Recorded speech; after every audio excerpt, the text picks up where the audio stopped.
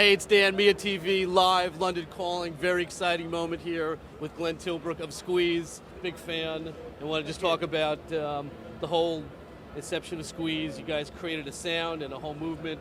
It's exciting to meet you, so let's talk a little bit, let's go back a little bit in the inception of Squeeze and the whole history in 5 minutes. Okay, in 5 minutes, here goes, 5-minute version, start to finish. 1973, met Chris Difford. 1974, first band called Squeeze formed. We played together for a couple of years, wrote up to 1,000 songs in that time in our bedrooms, which was a very creative time for both Chris and I. 1974, met Miles Copeland. 1975, toured with some of his bands, sometimes inappropriate billings, Curved Air, Renaissance, Climax Blues Band. They were good for us, but we were supporting, and it was great for us to be on the bottom of that bill. 1976, started doing pub gigs. They were great. Actually, we played a lot, twice, 3 times a week, for every week for a year. That got our chops together. 1977, made first independent solo EP, Packet of 3. Great. Got us up into the pub circuit. We gradually played around London and then around the country. After that, signed to A&M Records, 1978, our first album, first chart hit, Take Me I'm Yours in the UK. Worldwide, not so good. 1979, Call for Cats LP. Call for Cats, Up the Junction, Slap and Tickle, you name it, they were there. Great success in the UK, not so much elsewhere, except for Australia, Egypt and Ireland. Then 1980, we released Argy Bargy, more success in America this time. That was coming on strong on the East Coast, West Coast lagging behind a bit, Midwest, couldn't give a fuck.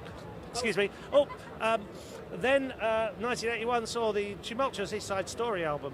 That was a great deal of a step forward to us in America. We toured supporting Overseas Town and the Attractions. Suddenly our audience rocketed up. They were coming in their thousands to see us. It was a heady day for us, or two. And then 1982, Sweets and Strangers, suddenly we were headlining Madison Square Gardens. And over here, we were doing quite well as well. Europe, not much. Australia, we've been forgotten about. 1983, it all got too much and we split up and stayed at home. I had developed a bit of a heroin habit and looked at my toes for about a year. I got out of that, fortunately. Thank God. Yeah. 1984, I got married, and that was good. And what else did I do?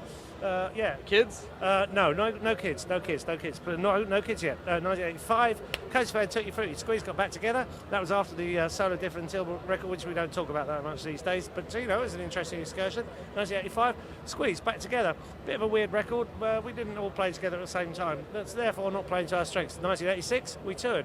1987, Babylon and On, and our biggest success in the States. We had 500,000 sales. Not a lot by industry standards, but, it wasn't bad. 1988, we toured. 1989, Frank. We were surely going to go to greater heights. Unfortunately, A&M, our record label, was sold and we were dropped. Bit of a disappointment. 1990, toured supporting Fleetwood Mac. Bit of a bummer.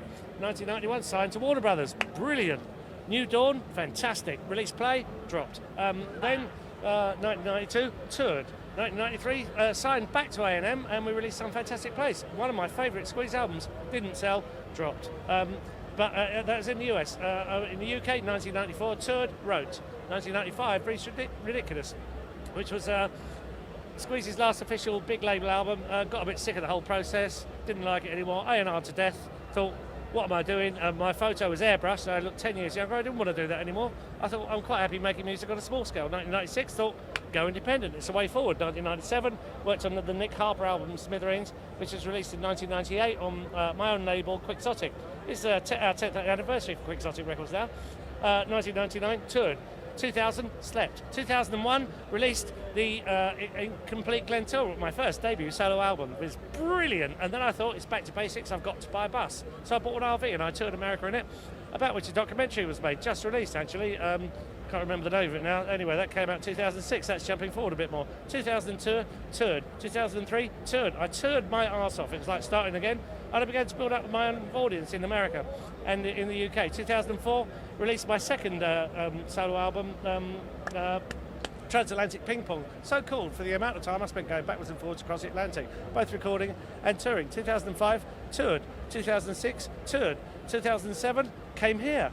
Had a great time. Had children. Let's backtrack. 1990, 1993, 2003 and 2005. Yeah, great. Love it. Divorced a couple of times. Anyway, I'm happy. Reason is, you see, once in a while along the way, love's been good to me. Thank you very much. I've got to go now. Pleasure to meet you. Thank you. My name's Glenn Tilbrook, and believe you me, one thing I know for sure, because it's on this cue card here, MIAATV is music industry television. Thank you. Goodbye. Cheers. Excellent. Bye.